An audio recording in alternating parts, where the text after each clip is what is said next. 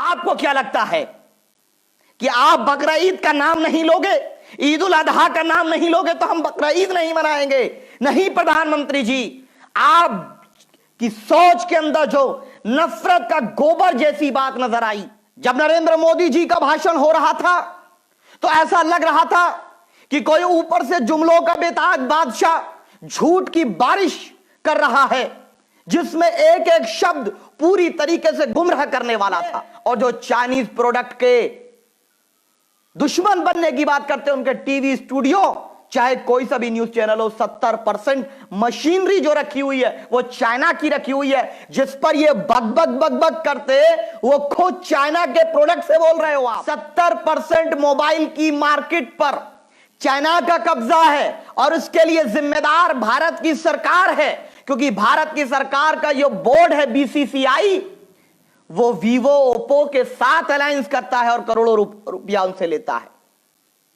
Oppo का add करता है भारत, तो ओप्पो पे पाबंदी नहीं लगाई। जया शाह, अमित शाह के बेटे जया शाह उस बीसीसीआई के सचिव हैं जिसका संबंध, जिसका टाई अप ओप्पो से है, चाइना की कंपनी। और पेटीएम का प्रचार नरेंद्र मोदी जी ने किया था।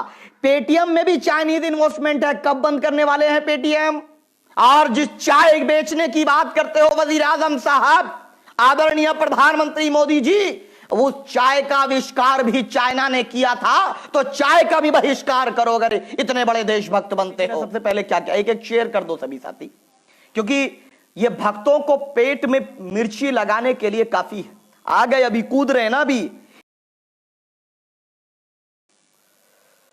आदाब, जय हिंद, जय भारत, जय संविधान। साथियों, पूरे देश को उम्मीद थी कि राष्ट्र आपदा में कोरोना काल के अंदर दो चीजों से देश को बहुत नुकसान हुआ। एक तरफ कोरोना काल में कोरोना की वजह से भारत संकट से जूझ रहा है, भारत के अंदर कोरोना पूरी तरह से फैल चुका है और कोरोना को कंट्रोल करने में सरकार नाकाम हुई है। उस पर प्रधानमंत्री जी माफी मांगेंगे, पहली बात जो भारत के लोग सोच रहे थे। दूसरी बात, चीन हमारे घर में घुसकर हमारे देश के वीर बहादुर सिपाहियों को शहीद करता है और निहत्ते मेरे देश के जाबाज अपने देश की, अपनी धरती की रक्षा करते हुए बलिदान देते हैं, और भारत मुंहतोड़ जवाब देना चाहिए वो नहीं देता है। उसका जवाब श्री नरेंद्र मोदी जी आज देश की जनता को देंगे। लेकिन मुझे बहुत दुख के साथ ये कहना पड़ रहा है, बहुत अफसोस के साथ ये कहना पड़ रहा है, क्योंकि मैं भारत का नागरिक हूं और भारत के लोग हम पर विश्वास करते हैं, तो मुझे ये कहना पड़ेगा और कहना चाहिए। बड़े दुख के साथ कह रहा हूं कि प्रधानमंत्री जी, आदरणीय श्री नरेंद्र मोदी जी देश को संबोधित नहीं कर रहे थे, बल्कि झूठ की बारिश कर रहे थे। जब नरेंद्र मोदी जी का भाषण हो रहा था तो ऐसा लग रहा था कि कोई ऊपर से जुमलों का बेताज बादशाह झूठ की बारिश कर रहा है, जिसमें एक एक शब्द पूरी तरीके से गुमराह करने वाला था। मैं माफी चाहता हूं, थोड़ी देर आपके साथ लाइव लेट आया, लेकिन मैं ये बात इसलिए कह रहा हूं क्योंकि मैं कुछ तथ्यों को लेकर के आया हूं आज, जिस पर श्री नरेंद्र मोदी जी को जवाब देना चाहिए, भारतीय जनता पार्टी को जवाब देना चाहिए, और जो चाइनीज प्रोडक्ट के दुश्मन बनने की बात करते हैं, उनके टीवी स्टूडियो चाहे कोई सा भी न्यूज चैनल हो, 70% मशीनरी जो रखी हुई है वो चाइना की रखी हुई है। जिस पर ये बक करते वो खुद चाइना के प्रोडक्ट से बोल रहे हो आप। तो आपकी विचारधारा क्या है बताइए? अगर बैन करना कर दीजिए ना, पूरा बैन, फेंक दीजिए पानी में फोन को, बताइए आप। लेकिन ऑप्शन क्या होगा, मुतबादिल क्या होगा, देश जानना चाहता है। अगर आप 70%, अगर मोबाइल मार्केट को देखें, 70% मोबाइल की मार्केट पर चाइना का कब्जा है और उसके लिए जिम्मेदार भारत की सरकार है, क्योंकि भारत की सरकार का जो बोर्ड है बीसीसीआई, वो वीवो ओप्पो के साथ अलायंस करता है और करोड़ों रुपया उनसे लेता है। ओप्पो का ऐड करता है भारत, तो ओप्पो पे पाबंदी नहीं लगाई। लेकिन इन मुद्दों पे मैं बात करूंगा, लेकिन आज श्री नरेंद्र मोदी जी के भाषण का मैं सिलसिलेवार पर्दाफाश करता हूं, क्योंकि ये व्यक्ति, ये नरेंद्र मोदी जी, चाय बेची या ना बेची, लेकिन देश की इज्जत और आबरू को नहीं बेचने देंगे आपको हम। और जिस चाय बेचने की बात करते हो वजीर आजम साहब, आदरणीय प्रधानमंत्री मोदी जी, वो चाय का आविष्कार भी चाइना ने किया था, तो चाय का भी बहिष्कार करो अगर इतने बड़े देशभक्त बनते हो। हां, देश हित में लिए गए हर फैसले के साथ हम लोग मजबूती से खड़े हैं, लेकिन जहां दोगलापन होगा, जहां भारत की संप्रभुता, भारत के जवान, भारत की सीमाएं सुरक्षित नहीं होंगी, वहां हम सरकारों से सवाल करेंगे, क्योंकि यह देश मेरा है। आपको क्या लगता है कि आप बकरा ईद का नाम नहीं लोगे, ईद उल अजहा का नाम नहीं लोगे तो हम बकरा ईद नहीं मनाएंगे? नहीं प्रधानमंत्री जी, आप की सोच के अंदर जो नफरत का गोबर जैसी बात नजर आई, ये मैं नहीं कहना चाहता था आपको। मैं बहुत सम्मान के साथ ये बात कह रहा हूं कि आज आपने जिस प्रकार से एक संकीर्ण मानसिकता का, एक ओछी सोच का मुजाहरा किया, यह बताता है कि आप सबका साथ, सबका विकास नहीं, बल्कि भाजपा और आरएसएस का विकास और भारत की एकता और अखंडता, भाईचारे का विनाश आप चाहते हैं। आपका भाषण बता रहा था। दूसरी चीज, मैं सिलसिलेवार आता हूं। प्रधानमंत्री जी ने सबसे पहले क्या किया, एक एक शेयर कर दो सभी साथी, क्योंकि ये भक्तों को पेट में मिर्ची लगाने के लिए काफी है। आ गए, अभी कूद रहे ना, अभी इनके जोकर ये सोचते हैं कि आप उल्टी सीधी बात करके हमारी जबान को खामोश कर दोगे। नहीं, जब तक जिंदा हैं, भारत के एक एक नागरिक के अधिकारों की रक्षा के लिए लड़ते रहेंगे। भारत के भाईचारे के लिए, भारत की सीमाओं की सुरक्षा के लिए, भारत की संप्रभुता की रक्षा के लिए हम संघर्ष करते रहेंगे। मैं सिलसिलेवार, प्रधानमंत्री जी ने कहा कि 20 करोड़ परिवारों को हमने अनाज दिया। अब हम बात कर लेते हैं, मोदी जी के कितने भाई बहन हैं? 5 से ज्यादा हैं। योगी जी के भी 5 से ज्यादा हैं। यानी एक परिवार में औसतन 7 से 8 लोग होते हैं। मैंने मान लिया 6 लोग होते हैं औसतन एक परिवार में, तो 20 गुणा 6 यानी कि 120 करोड़ लोगों को अनाज मिला। तो भैया ये समाज सेवी, ये सोनू सूद, ये एजाज खान, ये डॉक्टर अयूब, या कोई हैदराबाद के लोग, मेरठ के लोग, या पूरे देश के हम तमाम लोग जो सामाजिक कार्यकर्ता ये राशन बांट रहे थे, हम झूठे थे, हम पागल थे? कितनों को मिला कोई बताए मुझे? कोई बताए कितने लोगों को राशन मिला? कोई डेटा है? कोई डेटा नहीं है। 120 करोड़ लोगों को राशन देने की बात कर गया। अरे झूठ की एक हद होती है प्रधानमंत्री जी। एक तो आपने गरीबों को राशन नहीं दिया, गरीबों को सड़कों पे चलने पर मजदूर को अगर मजबूर ना करते तो आज कोरोना ना फैलता। मैं कह रहा हूं, कोरोना फैला सरकार की नाकामी से फैला। कोरोना फैला समय पर विदेशी फ्लाइटों की पाबंदी न लगाने से फैला। कोरोना फैला मजदूर भाइयों को उनके इलाके में सुविधा मुहैया ना करा करके अविश्वास फैलाने से, अविश्वास के फैलने से कोरोना फैला है। और एक झूठ कि 20 करोड़ परिवारों को दे दिया। कितने परिवार है भारत में ये भी बता दो ना। आप तो कह अभी कभी कहते हैं कि 20 करोड़ को हमने घर बना करके दे दिया। ये जो भी कुछ करते हैं, जो भी कुछ करते हैं, ये सिर्फ और सिर्फ भारत की जनता को गुमराह करने का काम करते हैं। और जो इनके भक्त हैं ना, अब डीजल पेट्रोल का रेट तो बढ़ गया, पेट में दर्द सबके, हालत नहीं है, खराब है, लेकिन भक्तों की मजबूरी है कि चाटुकारिता इतनी कर चुके हैं, हमारे से नफरत इतनी हो चुकी है कि भारत की तरक्की को छोड़ करके चाटुकारिता में डूबे हैं। और आज भी नरेंद्र मोदी की बात कर रहे हैं।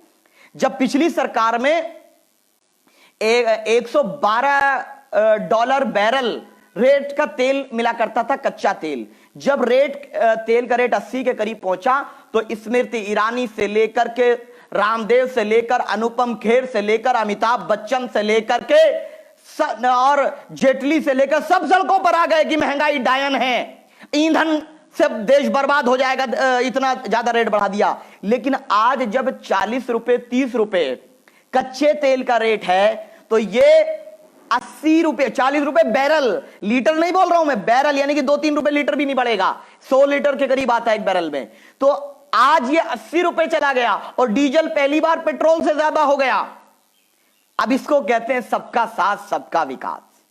ये हो ही बराबरी की बात, डीजल को भी पेट्रोल के बराबर लाकर खड़ा कर दिया। भक्त ये कह रहे हैं। जो एक अमिताभ बच्चन जो महानायक बनता बोलता है, उसने कहा रामचंद्र सिया से कह गए ऐसा कलयुग आएगा, कैश से कार खरीदोगे और पेट्रोल लोन से डाला जाएगा। ये उसने तब ट्वीट किया था। और आज हम कहते हैं रामचंद्र सिया से कह गए ऐसा कलयुग आएगा, एक राजा जनता को लूटेगा और भक्त उसकी जय जयकार करेगा। और वही आज हो रहा है कि सरकार ने कोई काम नहीं किया। दूसरी बात, आज अभी टेस्ट कितना हुआ, कह रहे हैं कि वृद्धि दर, मौत का रेशो, डेथ रेशो कम है। कौन कह रहा है कम है भाई? क्या चाहते हो सब मर जाएं क्या? कोरोना होने वाले ये चाहते हो प्रधानमंत्री जी? आप कैसी बात करते हैं आप? एक तरफ रामदेव फर्जी दवाई का ऐलान कर देता है और आप उसको जेल में नहीं डालते हैं। कल को कोई आएगा कह देगा ये दवाई है। क्या नाटक में लगा रखा है ये आपका दोस्त है ना रामदेव, बड़ा आपका गले मिलते हैं। ये नहीं चलने वाला, भारत के लोगों की जान खतरे में नहीं डालने देंगे। और मैंने उसी दिन कहा था कि रामदेव तेरे इस नाटक को नहीं चलने देंगे और सरकार को यह फैसला लेना पड़ा। दूसरी चीज, मोदी जी ने कहा जब साहब ऐसा फेंकते हैं, सारे त्योहारों का नाम लिया, अच्छी बात है, लेना चाहिए, लेकिन ना मुहर्रम का नाम लिया, ना माहे मुहर्रम का जिक्र किया, ना ईद उल अधा का जिक्र किया, यानी जिसको हम बकरा ईद बोलते हैं। ये आपकी मानसिकता दिखाती है। हमें जरूरत नहीं है आपकी, हमें जरूरत नहीं है कि आप हमें जब मुबारकबाद देंगे तो जब हम बकरा ईद करेंगे, जब हम ज़िबहा करेंगे, नहीं, हम बकरा ईद यानी कि ईद उल अधा उसी शाम से मनाएंगे, क्योंकि आपसे बढ़कर है मेरे भारत का संविधान। आप आज हैं कल नहीं रहेंगे। सुन लीजिए प्रधानमंत्री जी, आज हैं कल नहीं रहेंगे। नरसिम्हा राव को भी यही गुरूर था जब उसने बाबरी मस्जिद को तयख्खुन देने के बाद शहीद कराया था। वो जिम्मेदार था, मुलव्विस था, नाकाम रहा था हिफाजत के लिए, उसको भी गुरूर था। हिटलर को भी गुरूर था, नेपोलियन बोनापार्ट को भी गुरूर था। तमाम लोगों को, तमाम बादशाहों को, बहुतों को यह गुरूर हुआ कि जो हम चाहेंगे वही करेंगे। लेकिन और एक दिन आया कि वो इस मिट्टी में या तो दफन हो गए या इस दुनिया से एकदम फना हो गए। आज उनका नाम लेने वाला बाकी नहीं है। लेकिन मेरा विश्वास है आर्टिकल 15 रहेगा, आर्टिकल 14 रहेगा, आर्टिकल 25 रहेगा, आर्टिकल 21 रहेगा, बाबा साहब अंबेडकर का संविधान रहेगा। नरेंद्र मोदी रहे या न रहे, लेकिन संविधान रहेगा। और संविधान मुझे धर्म पर चलने की आजादी देता है। संविधान मुझे सभी धर्मों का सम्मान करने के लिए प्रेरित करता है और उसको मैं पूरी तरीके से पालन करता हूं। सुनिए, आज बोलना पड़ेगा यह बात कि जिन लोगों के दिमाग में यह है कि जो मोदी बोले वही देशभक्ति है और मोदी से सवाल करने वाले देशद्रोह, ये नहीं। हम मोदी के खिलाफ हैं, देश के खिलाफ नहीं। देश के लिए लहू की तब जरूरत पड़ी है तो हमने अपना किरदार निभाया और निभाएंगे। अब चाइना और गलवान वैली के बारे में बात करने वाला हूं मैं। चाइना और गलवान वैली के बारे में मैं अहम बात करने वाला हूं, और जो ऐप डाउन इन्होंने बैन किए उस बारे में भी बात करने वाला हूं। लेकिन मेरी एक बात आप एक यहां पर सुन लीजिए कि अगर आप ईद उल अधा का जिक्र कर देते, अगर आप मुहर्रम का जिक्र कर देते बहैसियत प्रधानमंत्री, तो भारत के अंदर भाईचारे की बुनियाद मजबूत होती।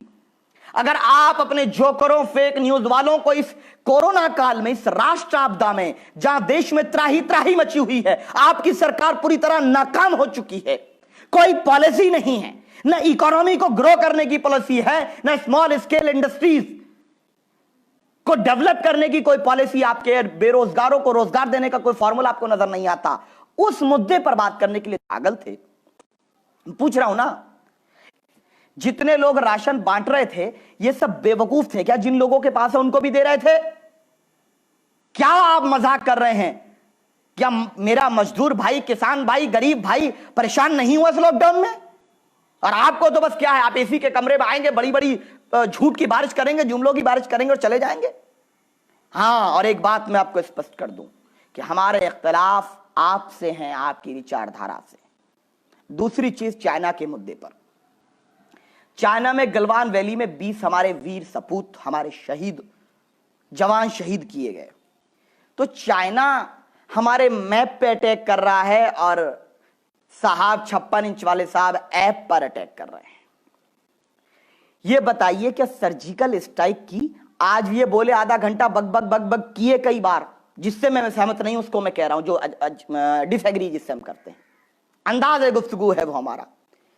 उसी तरीके से मन की बात एक बार भी चाइना का नाम नहीं लिया। जब पाकिस्तान का मामला आता है तो हर 2 मिनट को Pakistan Pakistan Pakistan, TV anchor Pakistan, surgical strike कर दी, इतने मार दिए। कहां, क्यों नहीं कर रहे चाइना पे सर्जिकल स्ट्राइक?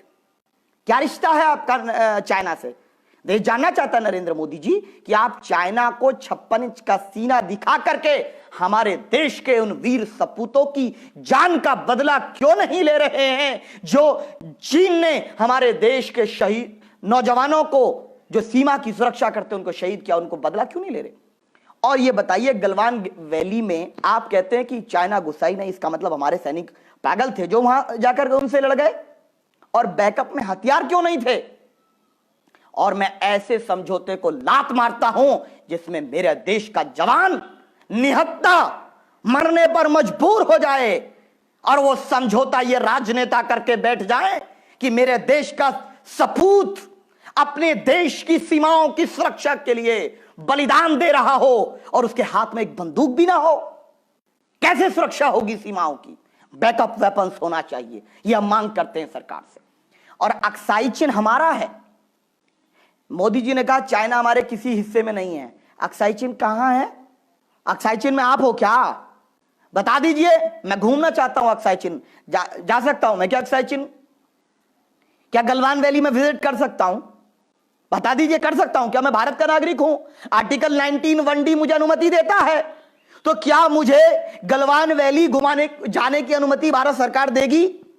क्या मुझे अक्साई चीन जाने की अनुमति भारत सरकार देगी, जिससे कि हम स्पष्ट कर सकें कि मेरे देश की सीमाएं सुरक्षित हैं या नहीं है? मेरे देश का जवान जो गर्मी सर्दी और तमाम दुश्वारियों को झेलकर बॉर्डर पर खड़ा है मजबूती से, क्या गुजरात वाले भाई साहब उनकी जान की फिक्र कर रहे हैं या नहीं?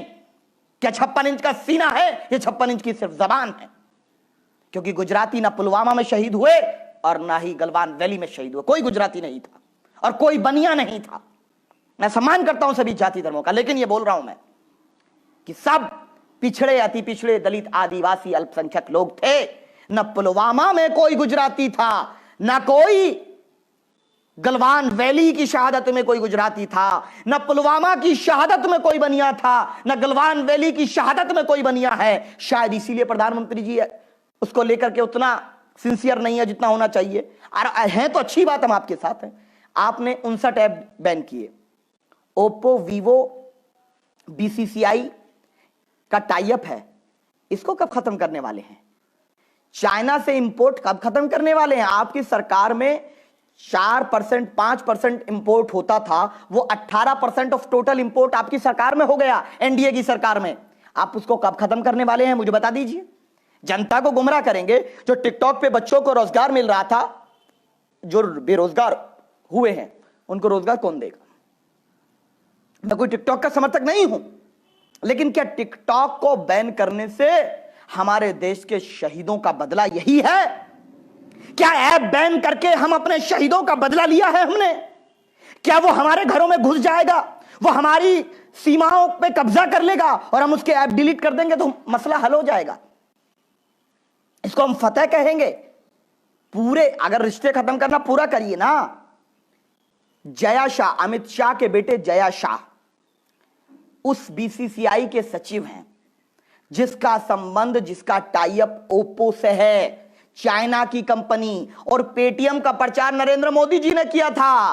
पेटीएम में भी चाइनीज इन्वेस्टमेंट है। कब बंद करने वाले हैं पेटीएम? कब बंद करने वाले हैं आप? ओप्पो, वीवो, आईफोन भी आजकल वहीं बन रहा है, एमआई भी वहीं बन रहा। कब आप बैन करने वाले हैं? अगर चाइना का फोन लॉन्च होता है तो 2 मिनट के अंदर अंदर पूरा खत्म हो जाता है स्टॉक भारत के अंदर। कौन खरीद रहा है? बताइए, आपके लोग ने खरीद रहे क्या?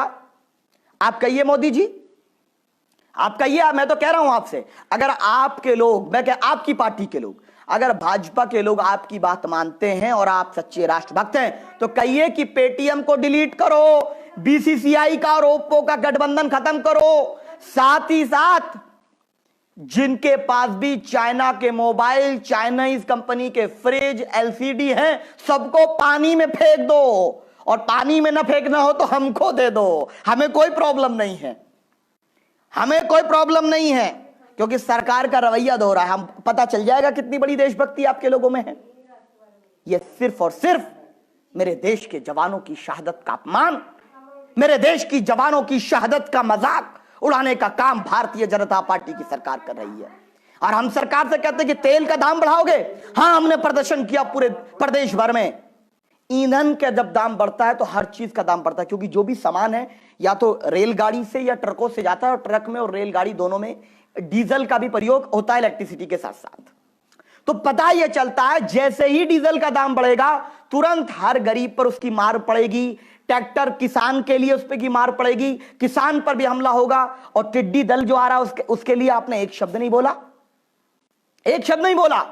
यह प्रधानमंत्री ऐसा है कि जो सुबह से शाम तक सिर्फ झूठ की बारिश करने के अलावा कुछ नहीं करते। चाइना से डर गए, नेपाल से डर गए, अब भूटान भी आंख दिखा रहा है, बांग्लादेश भी दिखा रहा है। आपके अच्छे संबंध कहां है बता दो। और चाइना में अगर मैं तो कह रहा हूं आप आगे बढ़ो प्रधानमंत्री जी, चाइना से मुकाबला करो, हम आपके साथ हैं, लेकिन 56 इंच का सीना अगर है तो चाइना पे सर्जिकल स्ट्राइक कर कर बदला लो और अपनी सीमाओं को सुरक्षित करो। जो जमीन हमारी कब्जा की है, चाहे अक्साई चीन हो, चाहे गलवान वैली का मामला हो, चाहे दूसरे एरियाज का मामला हो, हमारी एक एक इंच जमीन या तो वापस लो और हमारे शहीदों का बदला लो, नहीं तो ऐसी निकम्मी सरकार इस्तीफा दे दे जो ना इकोनॉमी संभाल सकती है। बेरोजगारी दर की इतनी है कि आज तक कभी नहीं हुई। ऊपर से जो लड़के टिकटॉक पे काम करते थे, जो टैलेंट था, जो उनको रोजगार मिलता था, वो भी खत्म कर दिए। ये चाइना का नुकसान नहीं किया, अपना कर लिए ज्यादा। और उन्हीं टिकटॉक से, उन्हीं ओप्पो से चंदा लिया पीएम केयर फंड में, उसको वापस करो, या उन जो लड़के उस पर काम कर रहे थे उनको उसको सैलरी बना करके दे दो, उनका फायदा हो जाएगा। बच्चों की फीस माफ नहीं की इन्होंने, भारत सरकार ने बच्चों की फीस माफ नहीं की। जो कल तक रामदेव जी अंबानी अडानी का लोन माफ करते थे, वो 3 महीने का बिल बिजली का माफ नहीं कर पाए, बच्चों की फीस माफ नहीं कर पाए, और कहते हैं हम 20 करोड़ परिवारों को दे दिए। झूठ बोलते हैं स्टूडेंट।